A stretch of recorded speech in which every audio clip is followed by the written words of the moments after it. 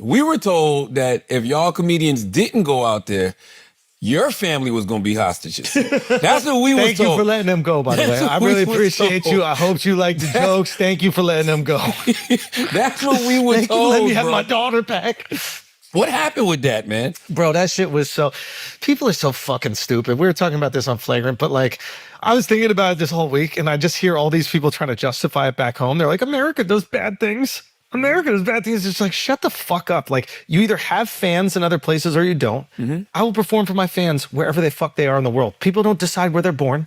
They don't decide the laws in the countries where they're from, but they do play a role in me being able to like literally live my dreams. They watch the special just like anybody else. So you did it for the fans. What was the backlash, though? Tell me what was the backlash? The backlash is just people who weren't invited that don't even have fans outside of Brooklyn saying that they wouldn't go. What a sacrifice. You can't perform outside of fucking Greenpoint. I keep hearing it was a freedom of speech thing. Like they don't have freedom of speech over there. First of all, I don't give a fuck about no other country's freedom of speech. We're the only country with freedom of speech.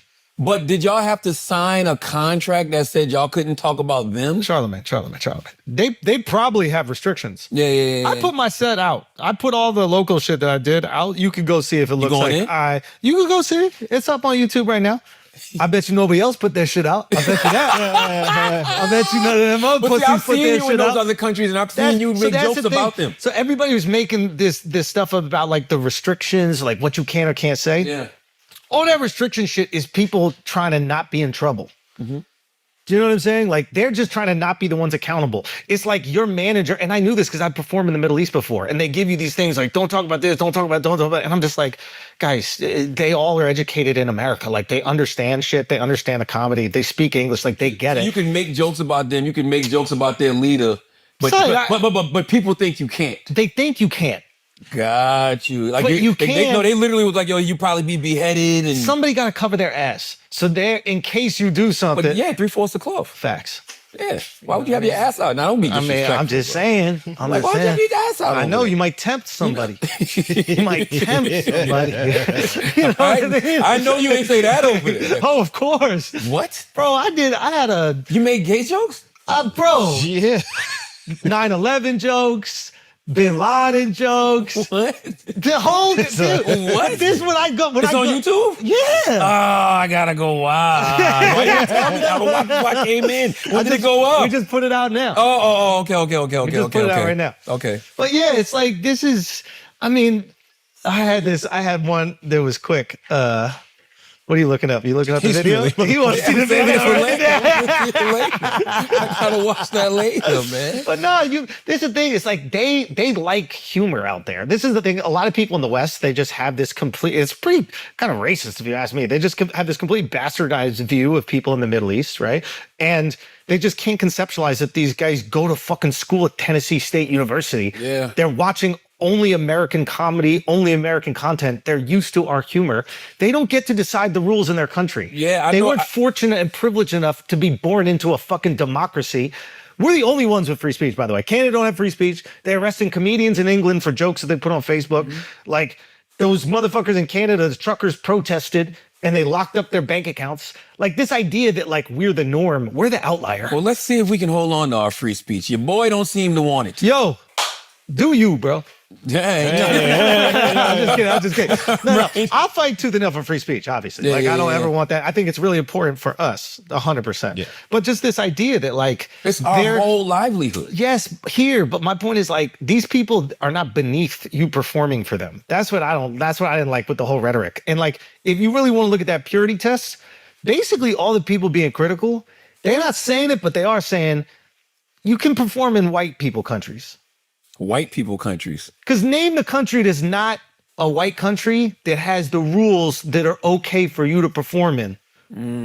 I see what you're saying. You know what I'm saying? Oh, does India have free speech? No. Yeah. You know what I mean? Like, do all these other places. And then but you probably could go over there and get the same jokes off and nobody would care. I think a lot of this is narrative and perception. They're arresting comedians in India. Because I remember being, I'm going to India. You know what I mean? Like, I'm going to all these places because wherever I have fans, I'm going to perform. They're arresting Indian comedians in India. They're not going to arrest you if you go over there and get. They're not going to arrest me anywhere, except America. Probably that would be the only place. Yeah. But like, they're not going to do it because you have been critical of Trump, and you're not supposed to be. once you was on his side. I will compliment him. That's what he doesn't like the most. Nah, if he gets it right, that picture is crazy. He looked like a balloon. That picture is insane. He looked like But if he does something good, I'm going to say that's what the guy doing your colonoscopy sees. The guy doing your colonoscopy sees. Yo, everyone gets these jokes. Trump is going to get him. Now, if he does good shit, I'm going to call it out. If he does whack shit, I'm going to call it out, which I've always said. That's what being an American is about. I am interested in the Saudi Arabia thing, though, because I told y'all. Tell me. No, Ask all the questions. I didn't tell y'all because we edited it last week. But I had to make sure we were going to come back. I know. I get it. We had to get back to America. But we were when I was in Abu Dhabi, which is another place people have a lot of United Arab misconceptions Emirates. about. Of course, right? Yes. But when I was in Abu Dhabi, I remember Anthony Anderson was there, and he had just came back from Saudi Arabia. Yeah. And the woman who was with him was like a woman who I guess handles like the entertainment and stuff over there. Yeah. So she was like, oh, Charlamagne, and she was talking to me, and Anthony and all of them were talking to me about how Saudi Arabia is the they already leaning into sports, but now they're about to be leaning in entertainment. And then you hear other people talk about the fact that their oil reserves are depleting. So they got to find other ways to get money. I don't know if that's true or not. I'm just saying what they say. Maybe. But we do know they are making a large investment into sports and entertainment. That we know. It might. Why did the comedians get so much flack, but golf doesn't? They're talking about doing a basketball league. I don't know if this is true too. They got WWE, they got UFC, they got all this shit. UFC. They're talking about doing a basketball league. So I think I saw with Bron and Maverick. I don't know if that's true. I'm just telling you what they've been saying. Why did the comedians get the flack? Here's why. This is my opinion, and this is where like comedians can take accountability. We have politicians on our podcast. And when you have politicians on your part, there's more than anybody. Once you have a politician on your platform, you enter yourself into the political mudslinging discourse. Okay. And politics is a zero-sum game. So, for example, it's like if Charlamagne has liberals on the podcast and you back Kamala and whatever, you are seen by the people that are your opposition as evil.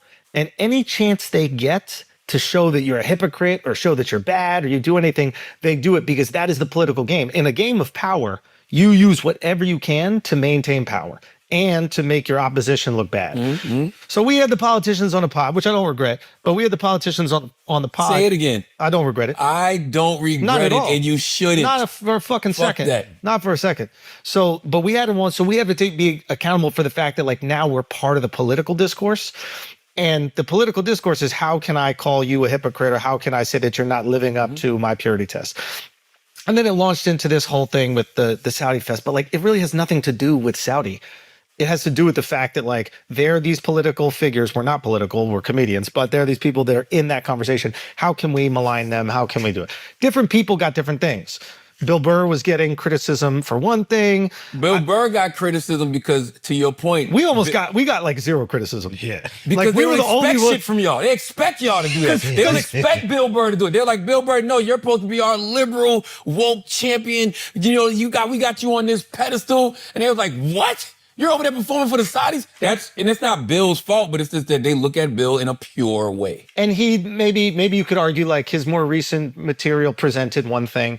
I think people were frustrated with him even before because I think that, Bill's like one of the most prolific ever, and he was doing a lot of like women are annoying jokes that he's the best at.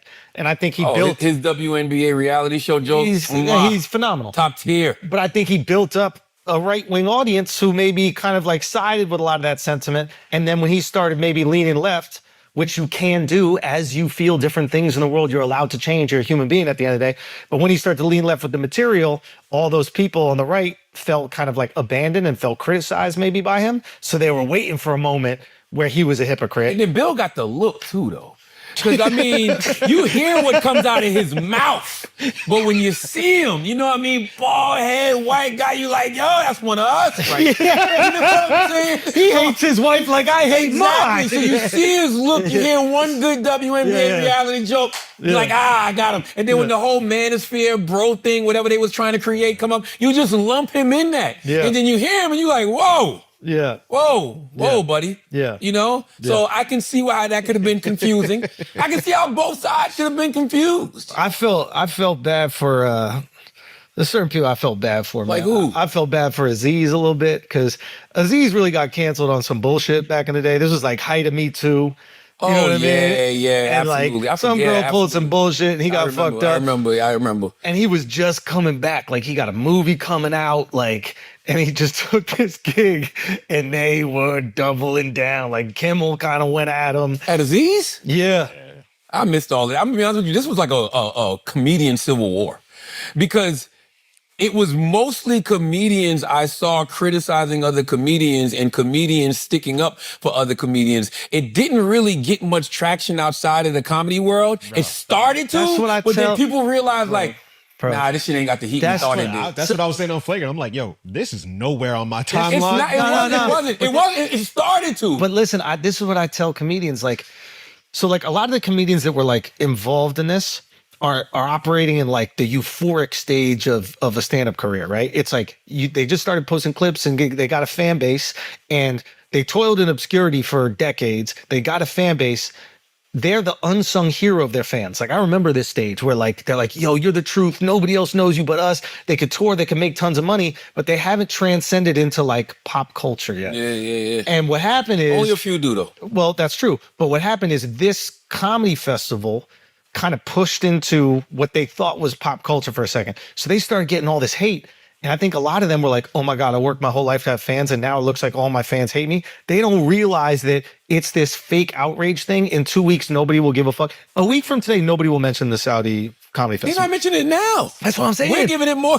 We're giving it another week. Well, I had to get back safe. I'm with you. I had to be alive. I'm with you. We're giving it another week. I also will say too, to all of those new up and coming comedians, if you're getting fake outrage, you've arrived. You know what I'm saying? It's just the reality of the situation. It's when they don't give a fuck is when there's an issue, okay? If they're on your timeline and they're giving you fake outrage, cool. But they don't realize that like those people are not their fans. They're the people that are like perennially outraged. So they think it's their fans that are all leaving them.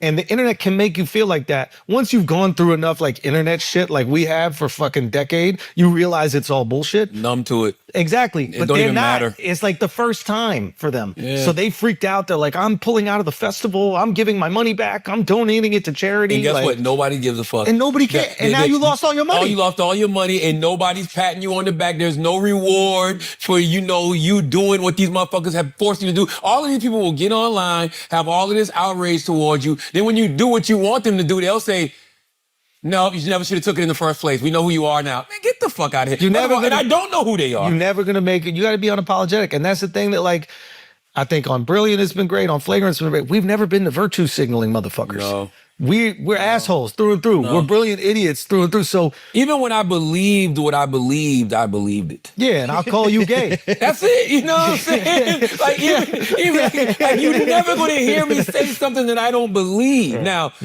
will I stay there?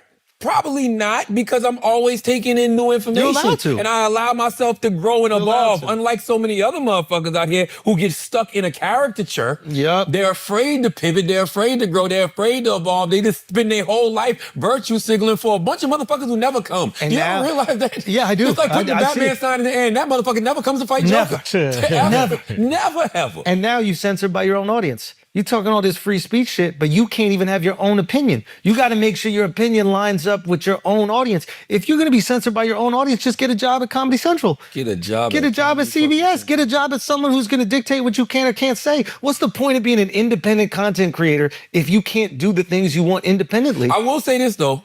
I'm glad you brought that up. There is a misconception that people in corporate America have people telling them what to say. And there's also a misconception that people online are free.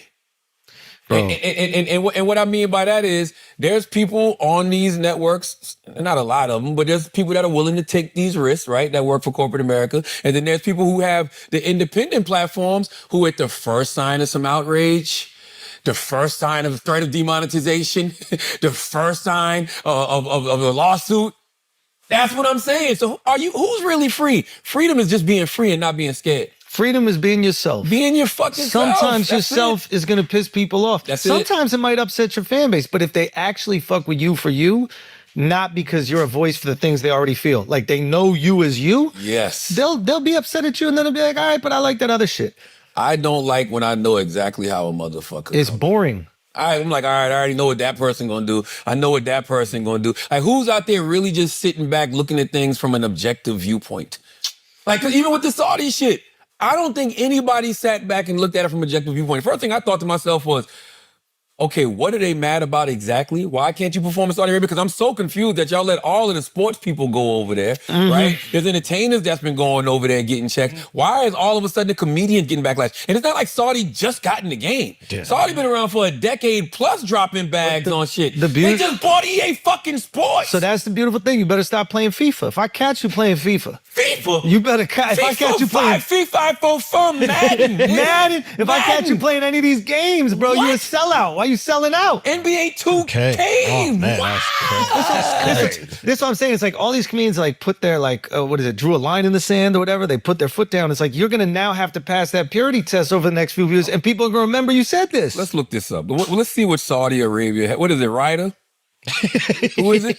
What is it? Is it Riyadh. Riyadh? What has Saudi? Let's Oh, what am I saying wrong? Charlamagne get his Oh, chat. Saudi. What has Saudi Arabia. Arabia and Ryder?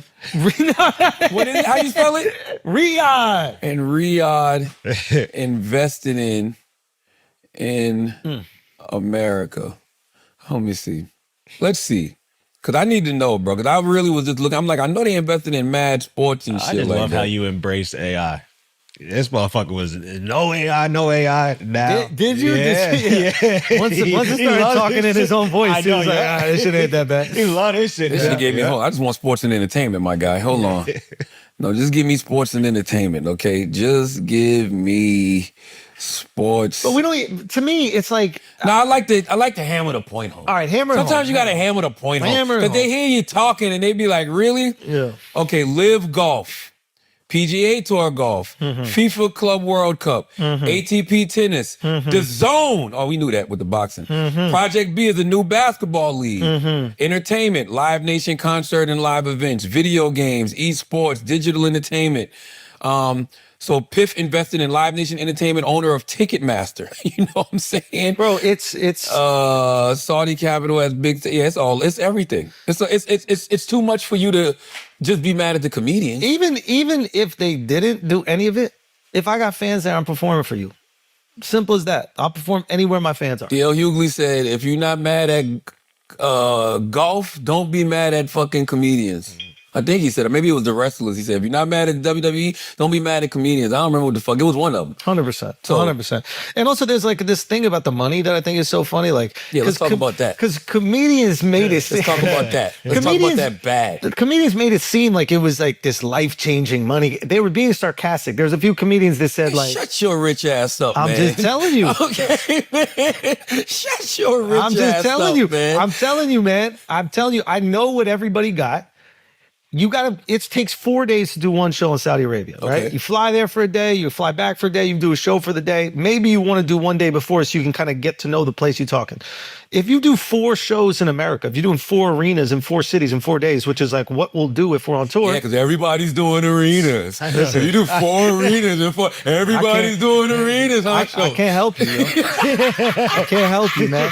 I can only show you the game, bro. Talk that I can only show you Talk the game. that That's all I talk. can do is show you the Talk game. that talk, I'm just saying. I'm it is what tired it is. of people not wanting us to be who the fuck we are.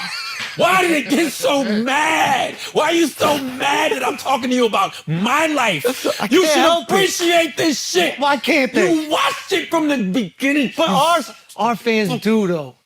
It's the people that weren't there from the beginning that get upset, man. It's the ones that weren't there from the beginning that get upset. I'm telling you. Now go back. Okay, I'm you can just do saying. 4 arenas in 4 days and what? Or if you are, there's a bunch of comedians, like you can make the same money. It's the same money. Like, so it's not this, oh, you're just going there for the money. Okay. You know, if you go in there for the money, then you made a mistake because you can make it here. I just want you to know you're at this point right now, you're only talking about 5 comedians. Yeah, I you're know. talking to Dave, Chris, okay. Who else does arenas? I don't know who else does arenas. What's my man name? Russell Peters, man. Listen, like who else? Like I can only talk about what I know. Shane Gillis. Yeah. You're talking about 4 or 5 people tops right now. I can only talk about. Okay, so what if you're a my comedian life, who man. does like you do your comedy clubs on the weekends? Maybe you got a crazier bag, and maybe it was really great for you. I don't know how much they made, and I can't speak on that. Give me a basic bag for writer, not your bag. Just give me like what you heard. Like, what's the lowest number you heard somebody got? The lowest? Yeah, lowest I heard was like 350. So yeah, so imagine you're a comedian that's making $2,000 a weekend doing comedy clubs, or like $3,000 a weekend doing comedy clubs, and you get that. That's life 350 changing for 4 days. That's life changing money for you. right. So there's no question at all. That's right. I'm just saying, like the headlining acts, the people that were getting scrutiny, saying that they threw away their morals for the money. It's not accurate. It's just not, because they can make that money back home. They can make that money when they tour, right? I would assume, and I may be giving them the best. I'm giving them the most grace here, but like I'm assuming they did it for the reason I did. Is like they have fans there and they want to perform for their fans. Like that's what I think you should do it anywhere. What do